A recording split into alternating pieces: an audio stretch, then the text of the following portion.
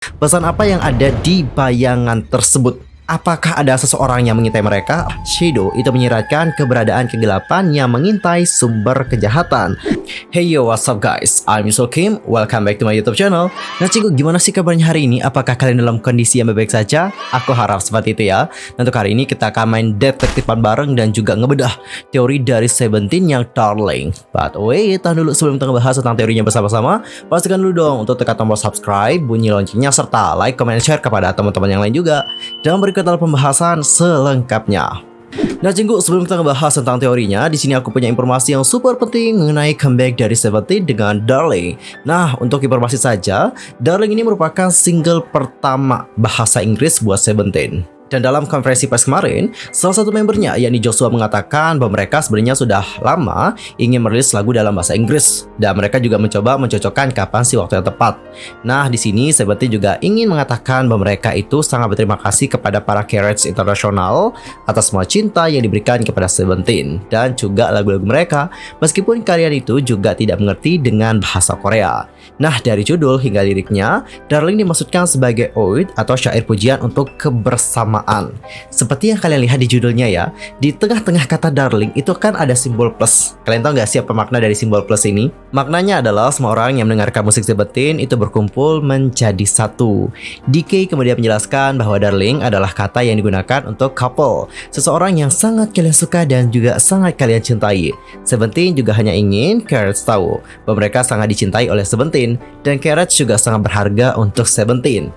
Wah, so sweet juga ya. Kalian sebagai Carrots baper nggak dengan perkataan dari DK tadi? Aku rasa sih kayaknya banyak yang baper deh. Nah, habis itu ada juga Mingyu yang mengatakan kepada Purse bahwa lagu ini menandai awal yang baru nih guys bagi mereka. Dan Mingyu juga merasakan bahwa ceritanya bisa dipahami kok dengan baik dan cepat melalui video musiknya. Apakah seperti itu? Kalau kalian sendiri gimana? Apakah menurut kalian video musik untuk Darling ini sangat mudah dipahami dan juga dimengerti? Entar langsung aja komen di kolom komentar. Karena kata Mingyunya ini tuh mudah banget loh guys dipahami. Apakah memang benar seperti itu? Selain itu, Joshua juga menjelaskan bahwa album yang akan datang disebut-sebut sebagai new chapter yang menyentuh hati dalam ceritanya Seventeen. Seperti tradisi ketika Seventeen merilis full album, babak baru ditandai dengan pembukaan cincin tim baru mereka. Joshua juga menjelaskan bahwa cincin itu sebenarnya lebih berarti bagi mereka, dikarenakan ini merupakan cincin baru pertama Seventeen setelah perpanjangan kontrak. Dino di sisi lain mengatakan bahwa rasanya bohong jika ia menyebutkan bahwa pembaruan kontrak tidak mempengaruhi mereka ataupun tidak berdampak bagi Seventeen. Namun mereka juga akan terus bekerja keras bersama-sama. Nah guys, dari penjelasan member-member tadi, apakah kalian sudah paham apa yang pengen disampaikan oleh member Seventeen dengan comeback Darling ini? Udah paham nggak? Kalau belum paham, aku akan kasih tahu aja secara langsung. Ini adalah hal yang sudah aku simpulkan. Yang pertama adalah ini tuh merupakan awal yang baru, dikarenakan mereka telah memperbaharui kontrak dan juga siap melangkah bersama-sama kembali di industri music K-pop. Yang kedua adalah kebersamaan dan juga awal yang baru bagi mereka. Nah, dikarenakan ini juga merupakan awal yang baru bagi mereka, maka akan ada cerita baru yang terbentuk. Mungkin Darling ini menjadi episode pertama dari cerita baru mereka. I guess so. Kalau kalian sendiri gimana nih? Entar langsung aja komen di kolom komentar.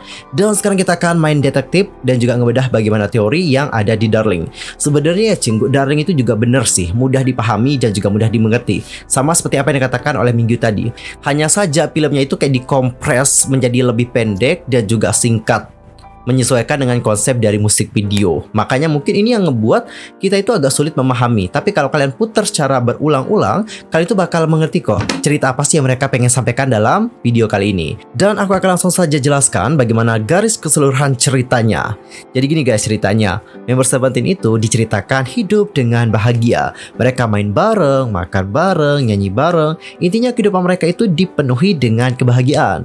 Namun di suatu hari di saat mereka lagi have fun, Vernon datang dan seolah-olah menyampaikan kabar yang tak baik kepada member yang lain.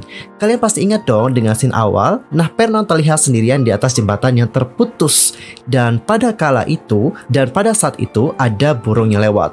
Kalian tahu nggak sih biasanya ya dalam film-film terutama di masa lampau, burung itu digunakan untuk menyampaikan pesan. Biasanya ya, burung yang kerap kali menyampaikan pesan adalah burung merpati. Nah, untuk kali ini kita melihat kan ada burung ya yang lewat dari atasnya Vernon.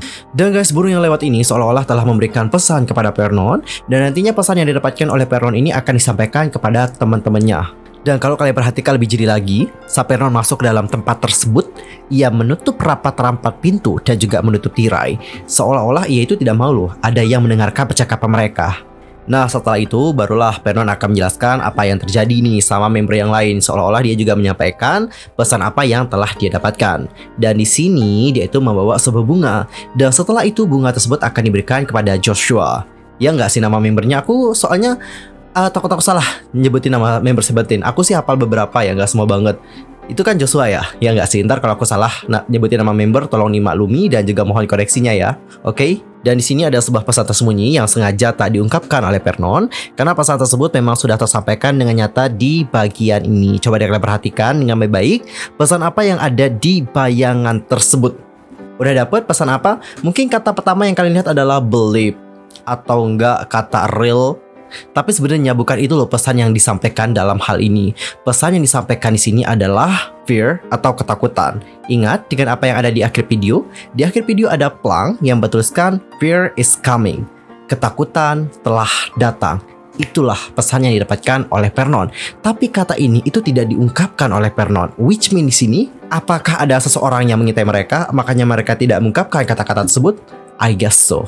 Berbicara tentang ketakutan ya, aku teringat akan buku pas awal banget. Bukunya bertuliskan Kelim Jaga Omnen Nal Kelim Jaga Inencom, yang artinya adalah titik dengan bayangan pada hari tanpa bayangan. Dan itu semua merujuk pada clue yang diberikan oleh Vernon tadi. Dan setelah mengetahui ketakutan telah datang, para membernya pun menjadi terkejut guys, dan juga menjadi takut. Dan nanti mereka ini seolah-olah melakukan yang namanya time traveling. Nah, di saat mereka melakukan time traveling, mungkin tujuan mereka adalah untuk mencari tahu ketakutan apa sih yang ada di antara para membernya. Karena guys, di beberapa scene kita melihat bahwa member-membernya mengetahui ketakutan terbesar mereka itu apa. Dan mengingat perkataan dari member saat konferensi first, aku yakin bahwa ketakutan terbesar mereka adalah berpisah. Makanya mereka juga memutuskan untuk bersama-sama kembali, dan mereka juga kompak memperbaharui kontrak mereka bersama dengan Pleiades Entertainment. Dan di beberapa scene mulai dari bagian Scope, lalu ada juga Mingyu ataupun Sengkuan, semuanya merujuk pada perpisahan. Bahkan di scene ini mereka ditunjukkan seolah-olah berada di dimensi yang berbeda, ingin bersama namun tak bisa. Setelah itu emoji yang awalnya menunjukkan emoji tersenyum menjadi menangis, yang awalnya MP-nya cerah jadi gelap banget. Dan hingga pada akhirnya Vernon akan membawa lampu yang diberikan oleh Vernon ini semacam petunjuk bagi mereka. Dan guys, kalian tuh pernah gak sih nonton film Korea ataupun drama Korea yang temanya fiksi? Contoh deh yang terbaru, drama terbaru yang Tomorrow. Udah nonton? Itu drama salah satu member dari SF9 yakni Rowoon. Nah, di drama itu kita diceritakan tentang seorang malaikat maut seperti itu. Dan nantinya dia itu akan masuk ke dalam memori ataupun ingatan dari seseorang. Nah, di sana si malaikat ini bilang gitu bahwa ingatan dari seseorang itu kadang-kadang terguncang. Makanya nanti pas kalian tuh berada di ingatan seseorang tersebut, kalian juga akan menghadapi berbagai guncangan di dalamnya. Jadi kalau kalian itu terjebak di dalam ingatan tersebut, kalian itu tidak bisa keluar. Nah, di saat aku melihat bagian Seventeen ini, aku juga kayak teringat gitu loh akan film tersebut. Apakah ini menandakan bahwa mereka itu harus keluar dari ingatan tersebut sehingga mereka itu tidak terjebak selama-lamanya di dalam ingatan itu? I guess so.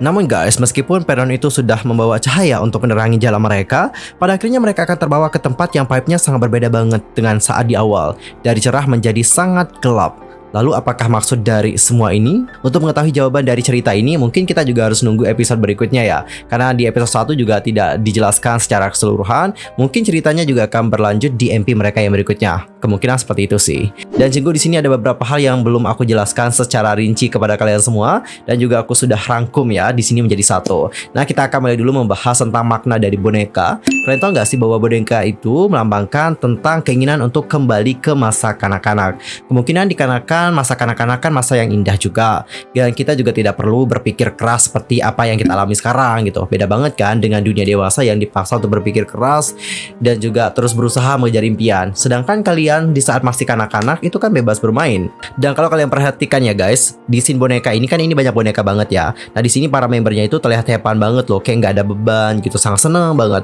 Apalagi mereka juga banyak banget scene main-main bareng. Dan yang berikutnya adalah gerhana matahari. Kalian tahu nggak sih, gerhana matahari itu seringkali disimbolkan sebagai awal yang baru, dikaliku nasib, dan datanya perubahan yang tak terduga. Nah, Cinggu, makna dari gerhana matahari ini juga sudah menjelaskan makna keseluruhan sebenarnya dari MP Darling.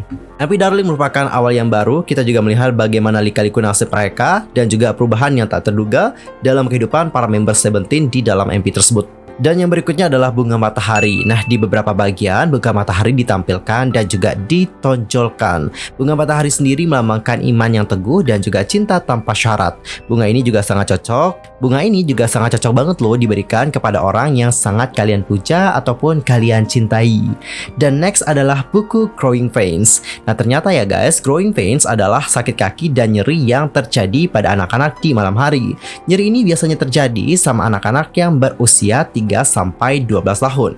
Wait, Growing Pains itu tentang sakit nyeri pada kanak-kanak. Hubungannya dengan Seventeen apa sih? Maybe ada yang tahu, ntar langsung aja bagi-bagi sama kita dan cara komen di kolom komentar. Eits, jangan pelit ya sama temannya, kalau tahu langsung aja ntar tulis di kolom komentar, oke? Supaya yang lainnya juga tahu. And the last adalah teka-teki silang. Nah, di sini tertuliskan grow yang artinya adalah tumbuh, bisa juga menggambarkan bahwa mereka itu tumbuh bersama-sama.